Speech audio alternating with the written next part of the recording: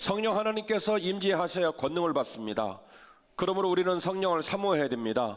성령님이 권능이 우리에게 임하실 줄 믿습니다. 그 성령님이 주도해 주시고 그 성령님께서 우리를 조력해 주셔서 믿음의 길을 완주하게 하실 줄 믿으시기를 바랍니다. 아멘이시죠? 자, 우리가 그 사실을 깨닫고 우리가 그 마음 가운데 그런 소원을 두었습니다. 그리고 우리는 그 일들이 우리의 일상의 삶 속에서 이루어지기를 원하고 한 번으로 끝나지 않고 계속해서 이루어지고 계속해서 우리를 이끌어 가시기를 간절히 소원하는 줄로 믿습니다. 우리가 그 소원을 마음에 담아내려면 그러면 우리의 삶 가운데서 그게 일정하게 반복이 돼야 되거든요. 그 일정하게 반복이 되는 장소가 중요합니다. 그 장이 중요한데 그 장이 어디냐면 바로 예배의 장인 줄 믿으시기를 바랍니다. 예배학에서 예배함에 대한 행위, 그 행위의 아주 중요한 의미를 두 가지의 기둥으로 설명을 하는데 하나의 기둥은 성찬의 기둥입니다. 뭐라고요? 성찬. 예수 그리스도께서 우리의 죄를 위하여 십자가를 지시고 고난당하시고 죽기까지 순종하셔서 당신의 몸과 당신의 피를 우리에게 나누어 주신 성찬의 기둥. 이게 성찬의 기둥이고요. 두 번째 기둥은 말씀의 기둥입니다. 뭐라고요? 말씀의 기둥. 그래서 예배가 잘 드려졌느냐, 예배가 건강하냐, 예배에 힘이 있느냐를 판단할 때 가장 중요한 시금석 기준이 두 가지인데 첫 번째는 성찬의 기둥, 두 번째는 말씀의 기둥, 이렇게 말을 할 수가 있습니다. 말씀이 중요하다는 말에 대하여 누가 반대를 하겠어요? 말씀이 중요한 줄 알죠? 그러나 오늘은 그 말씀의 중요한 기둥이 어디쯤에서 출발을 했고 출발할 때 무슨 일이 있었으며 그 출발할 때의 사건을 묵상함으로 말미암아 우리들의 예배와 우리들의 말씀이 이런 의미를 갖고 있구나, 그리고 내가 말씀을 이렇게 마음 가운데 태도를 정하고 따라야 되겠구나 라고 하는 결심이 오늘 우리 모두에게 있기를 주의 이름으로 축원합니다. 그렇게 되면 성령 하나님을 사모하고 성령님이 임재하시고 성령님이 이끌어 가시는 삶이 실제로 우리의 삶에 선포가 되고 간증이 될 줄 믿습니다.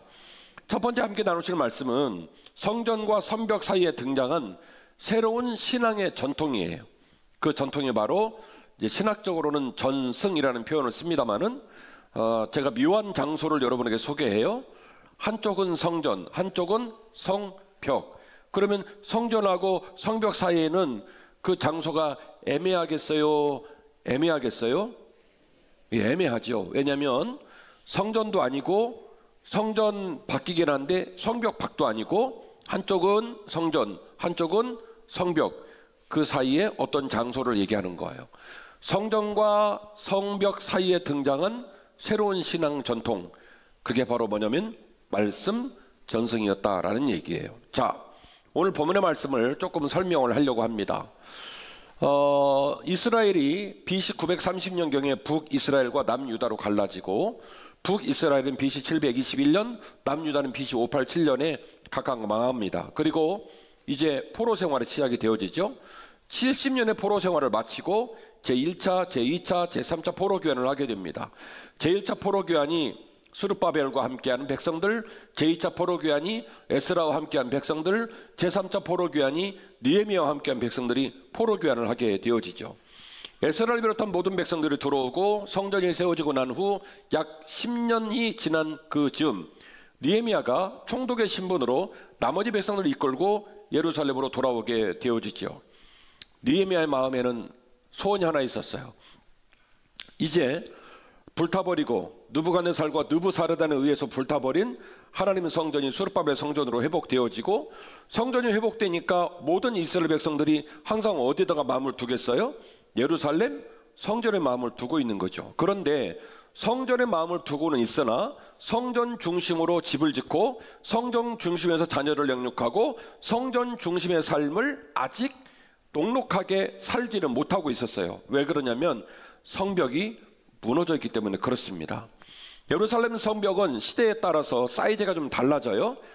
그런데 현재 기준으로 따지면 여러분 성지순례를 가면 모양이 정사각형 모양을 정확한 정사각형은 아닙니다만은 정사각형 모양을 갖추고 있고 각 변의 길이가 1km 정도 됩니다. 그러면 총 둘레를 합치면 약 몇 킬로 정도 되겠어요?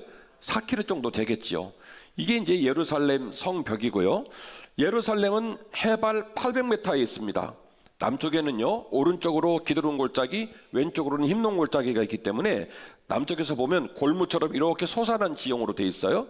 그 지형을 적군들이 못 들어오도록 성벽을 쳐놓은 게 뭐냐면 예루살렘 성벽이에요. 그리고 그 안에 예루살렘 성전이 있죠. 자, 성전은 회복됐는데 지금 뭐가 없다? 성벽이 없다 이겁니다. 그래가지고 이 느헤미야가 술 맡은 관원장이 왕에게 허락을 받고 백성들을 이끌고 고향으로 돌아와요. 목적은 뭐냐면 성벽을 세우겠다. 어느 정도 간절했냐면 왕이 나를 또다시 돌아오라고 한다면 제가 성벽 다 세우고 사명 마치고 백성들 놔두고 저는 다시 페르시아로 돌아올게요. 이렇게까지 말을 하고 목숨 걸고 최선을 다해서 예루살렘 성벽을 세울 소원으로 고향을 돌아옵니다. 고향을 돌아왔는데요, 성벽을 세우는 일이 만만치가 않아요. 좀 제가 2022년도에도 설교를 한 적이 있습니다만 산발랏이라고 하는 사마리아에 총독이 있었습니다. 그리고 산발랏의 부하 도비아라는 이 똘마니가 있고 그랬는데요, 이분들을 중심으로 한 토호 세력들이 느헤미야가 와가지고 성벽 세우는 걸 반대를 해요. 왜냐하면 성벽을 세우면 이스라엘 백성들이 진짜로 이제 선정 중심의 백성이 되어지고 성전과 성벽 사이에 막 집들이 들어오기 시작할 거예요. 시장이 형성되어지고, 그래서 과거의 예루살렘의 영광, 과거의 유대민족의 영광들이 회복될 텐데, 그 70년 기간 동안에 사마리아를 중심으로 권력이 재편되어지고 경제가 재편돼서 그 주도권을 잡은 사람들은 자신들의 안위가 무너질 거라는 두려움이 있다 보니까 성벽을 못 세우도록 계속 이제 제재를 가하고 막 소요를 일으키는 일들이 벌어지죠. 그러면 느헤미야 입장에서 이 성벽을 잘 제거를 하겠어요? 못 하겠어요? 성벽을 세우는 일이 쉽지 않겠죠. 그런데 성벽을 느헤미야가 며칠 만에 완공을 하냐면 단 52일 만에 완공을 합니다. 한 명 놀라줘서 고맙습니다. 지금 가보시면요, 골든 게이트라고 하는 예루살렘 성전이 동쪽을 향하고 있거든요. 동쪽으로 쭉 나가면 거기에 큰 문이 있어요. 거기를 골든 게이트 또는 뭐 수산 게이트 이렇게 얘기를 하는데, 지금은 이게 이제 결계가 채 있어서 들어갈 수가 없어요. 그런데 그 밑에를 보면요, 기드론 골짜기까지 그냥 수직 직벽입니다. 남쪽 흰논 골짜기 쪽도 마찬가지고요. 그런 곳에다가 성벽을 짓는다 쉽지 않아요. 그런데 느헤미야가 밤에 후레쉬를 들고 비서들을 데리고 돌아다니면서 완파된 문, 반파된 문, 높은 곳에 있는 성벽, 낮은 곳의 성벽 전부 조사를 해가지고요, 팀을 몇 개 팀으로 나누냐면 40개 팀으로 나눕니다.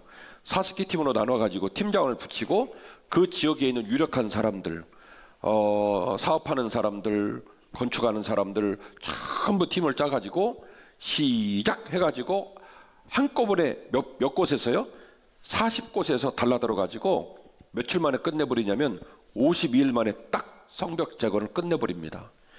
멋있어요, 멋있어요? 안 멋있어요.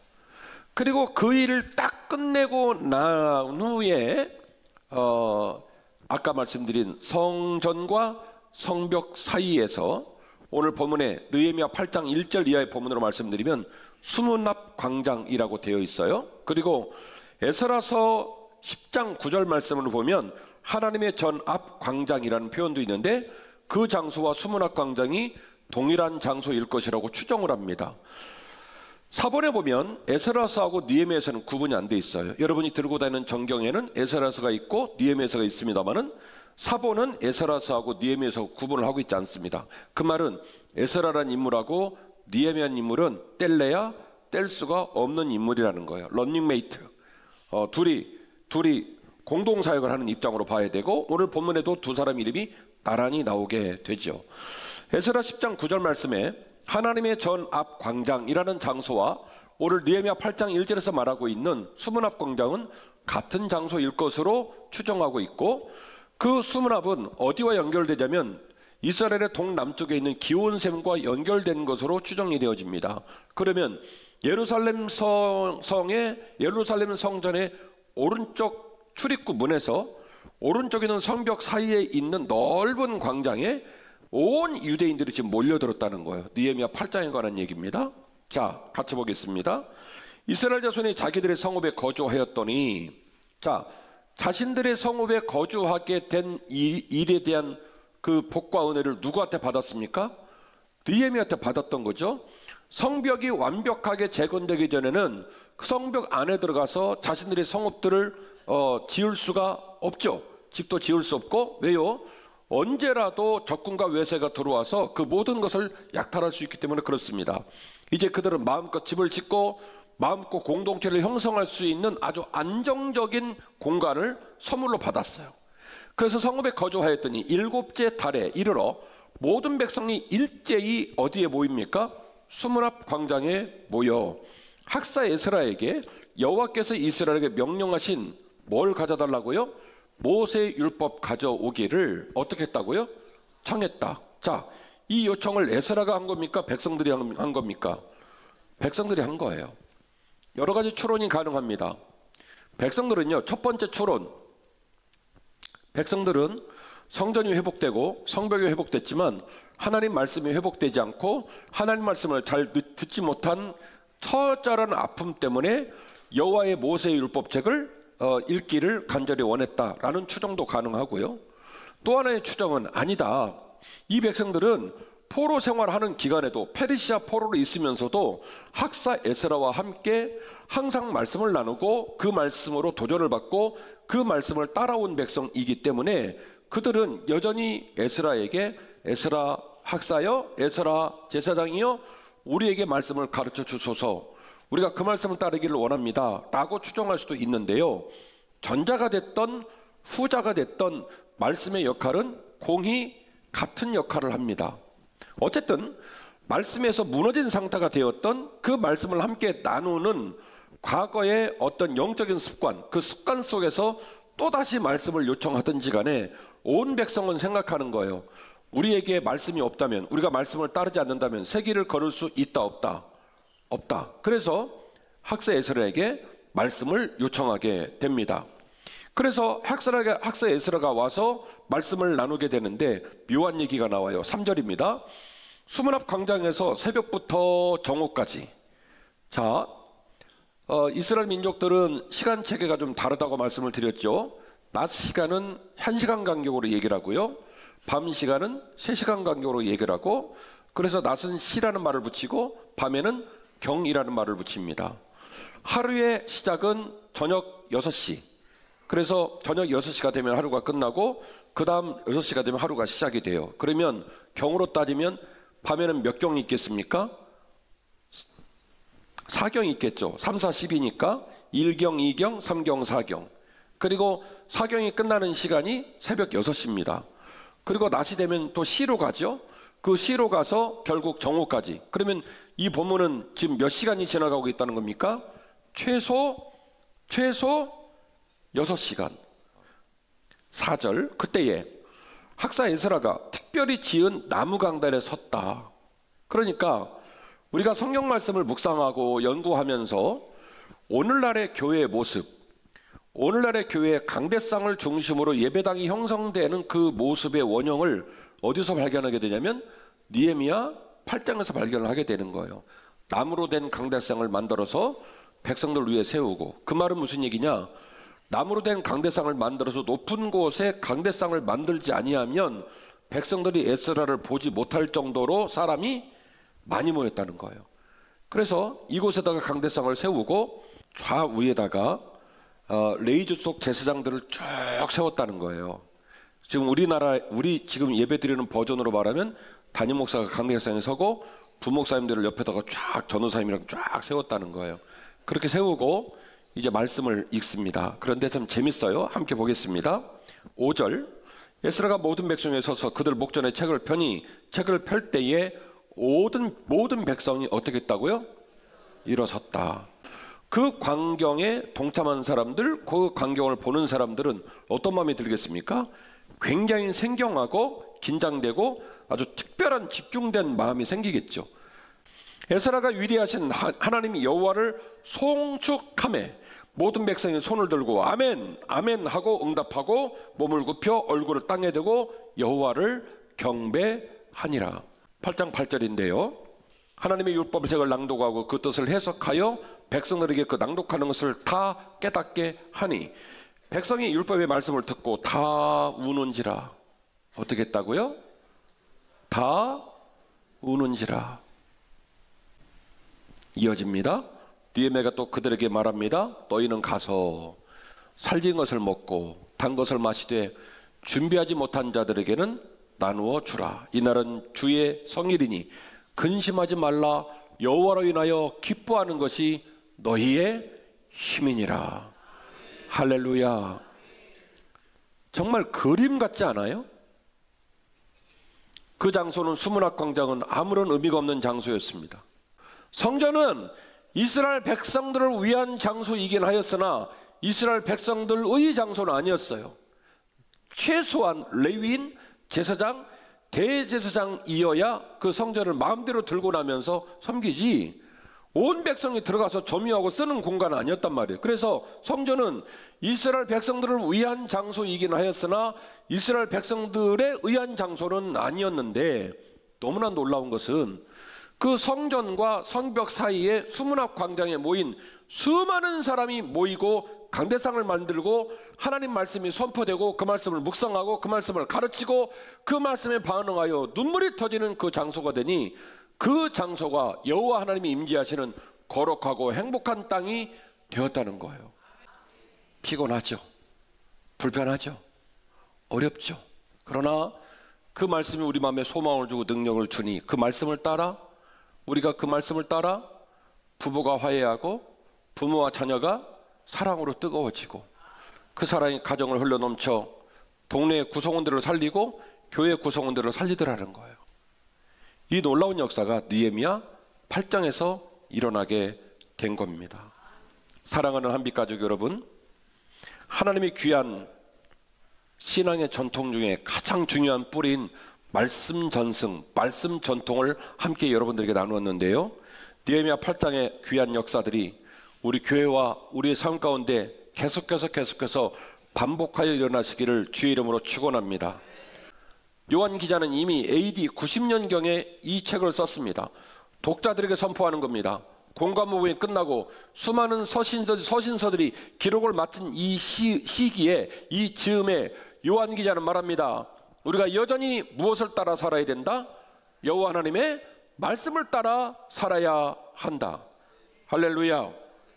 그러므로 저와 여러분이 말씀을 사모하고 말씀을 따라 삶으로 말미암아 성령님을 선물로 받고 성령님이 이끌어 가시고 성령님이 우리를 도우시고 그래서 생의 마지막 순간 참 잘 살았다, 보람이 있었다, 하나님이 기뻐하시는 삶을 살았다라고 고백할 수 있는 아름다운 고백들이 저와 여러분의 입술에서 터져 나오게 될 줄 믿으시기를 바랍니다. 누가복음 24장 30절 이하의 말씀을 여러분에게 소개해요. 말씀은 우리를 각성하고 우리를 바른 길로 인도하는 줄로 믿습니다. 누가복음 24장 30절 이하의 본문의 말씀을 보면 엠마올로 마을로 내려가던 두 제자 얘기가 나와요. 두려움에 떨고 있고 걱정과 근심 속에 하나님께서 보내주신 당신의 선생님 예수 그리스도를 버리고 그리고 이제 엠마오 마을로 내려갑니다. 그때 어떤 분이 오셨어요? 그리고 말합니다. 야 이놈들아, 이게 뭐 하는 짓이니? 그래서 이렇게 뭐 못자국을 보여주시고 혹은 뭐 얼차려를 주고 막 꾸중을 하고 그러지 않고 어디 가냐고 물어보니까 고향 간다고 얘기해요. 그러면 고향길을 같이 가자고 얘기하고 그 고향길을 가면서 하신 일이 있어요. 그게 뭐냐면 말씀을 들려주는 일을 했어요. 꾸중도 안 했습니다. 막 뭐라고 훈계한 것도 아니고 단순히 뭐만 했냐면 말씀을 들려주는 일을 했어요. 그런데 놀라운 일이 벌어졌죠. 그 말씀을 듣다가 이들이 각성이 된 거예요. 그 말씀을 들으면서 각성이 돼가지고 이분이 누군지를 알아봅니다. 그래서 알아보고 나서 인사를 하려니까 계셨다 안 계셨다? 안 계셨다. 그리고 이제 그들은 서로 대화합니다. 형제요, 우리 선생님께서 우리를 찾아와서 우리를 나무래거나 꾸중하지 아니하시고 낭낭한 목소리, 우리와 함께 했던 날들을 복귀하고 우리에게 말씀을 들려주실 때 나와 너의 마음이, 나와 너의 가슴이 점점 뜨거워지지 아니하더냐. 이게 누가 준 은혜예요? 말씀이 준 은혜예요. 그 말씀의 은혜를 따라 그들은 다시 가슴이 뜨거워져서 발걸음을 돌이켜서 하나님이 부르신, 예수님이 약속하신 예루살렘 사명의 땅으로 돌아갑니다. 말씀은 우리를 각성하십니다. 말씀은 우리를 바른 길로 인도하여 주시는 줄 믿으시기를 바랍니다. 오늘 말씀의 결론입니다. 말씀으로 치유받고 성령과 동행하며 믿음의 길을 완주해야 할 줄로 믿습니다. 말씀은 우리를 치유하십니다. 하나님의 말씀은 살아있고 활력이 있어 좌우의 날선 어떤 검보다도 예리하여 혼과 영과 및 관절과 골수를 찔러 쪼개기까지 하며 또 마음의 생각과 뜻을 판단하시나니 지으신 것이 하나도 그 앞에 나타나지 않음이 없고 우리의 결산을 받으실 이의 눈앞에 만물이 벌거벗은 것 같이 드러나느니라. 무엇으로 인하여 드러나요? 무엇으로 인하여? 말씀으로 인하여. 말씀은 살아있고 말씀은 활력있고 좌우의 어떤 날선 검보다도 예리해서 혼을 쪼개고 영을 쪼개고 관절과 골수를 찔러 쪼개 우리를 치유하시는 줄 믿으시기를 바랍니다. 시편 119편 103절 말씀인데요, 주의 말씀의 맛이 내게 어찌 그리 단지요, 내 입에 꿀보다 더 다니이다. 주의 법도들로 말미암아 내가 명철하게 되었으므로 모든 거짓 행위를 미워하나이다. 같이 합시다. 주의 말씀은 내 발의 등이요 내 길의 빛이니이다. 한 번 더 하실까요? 주의 말씀은 내 발의 등이요 내 길의 빛이니이다. 아멘. 아멘. 칠흑 같은 날들을 살아요. 그런데 빛 대신 말씀이 계시면 그 말씀이 내 발의 등이 되시고 그 말씀이 내 길의 빛이 되셔서 우리를 넉넉히 하나님이 기뻐할 만한 믿음의 길로 완주하게 하실 줄로 믿습니다. 말씀을 따라 사십시다. 말씀께서 치유하실 걸 기대하십시다. 그리고 그 말씀 가운데 임하시는 성령님을 사모하십시다. 말씀에서 답을 찾아야 됩니다. 말씀에 답이 있습니다.